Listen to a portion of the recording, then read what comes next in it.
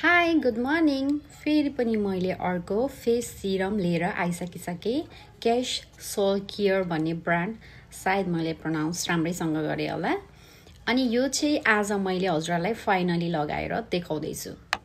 यो चाहिँ एन्टी एजिङको लागि एकदमै धेरै राम्रो। यो सिरम लगाइकन चाहिँ मेरो स्किनमा अझ धेरै चमक आए जस्तो महसुस भएको छ मलाई है। पिम्पल चाया पोतोको दाग धब्बा छ भने पनि यसले कम गर्ने काम गर्छ। यो चाहिँ मैले लगाउन थालेको 1 हप्ता जति भयो अनि अब चाहिँ मैले रिभ्यू दिनुपर्छ होला भनेर भिडियो बनाउँदैछु है। अनि यो चाहिँ स्पेसली रातिमा लगाउनु भयो भने अझ धेरै राम्रो।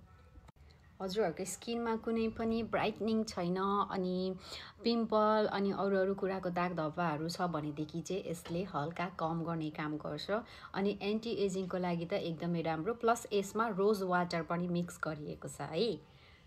हजुरहरूलाई चाहिँ म मेरो नेचुरल स्किन देखाउन चाहन्छु। यो चाहिँ मेरो नेचुरल स्किन, यसमा फिल्टर अनि स्मुथ केही पनि छैन। यहाँ सानो कालो देख्न सक्नुहुन्छ। अस्ति नै मेरो नङले स्किन केयर गर्दाखेरि आफ्नै नङले काटिदिए, त्यही भएर यो हल्का कालो भइरहेको छ। यो जान्छ, केही पनि छैन। देख्न सक्नुहुन्छ स्किन एकदमै। आफ्नो तारिफ के गर्नु, तपाईँहरू भन्दिनु है। यो चाहिँ बिना लाइट, बिना स्मुथ, बिना फिल्टरको मेरो स्किन हो है। यो चाहिँ मेरो नेचुरल स्किन हो। यसले मात्र गरेर यस्तो भएको भन्दिनँ। म चाहिँ मेरो स्किन केयरमा एकदमै धेरै डिसिप्लिन छु भनौँ न।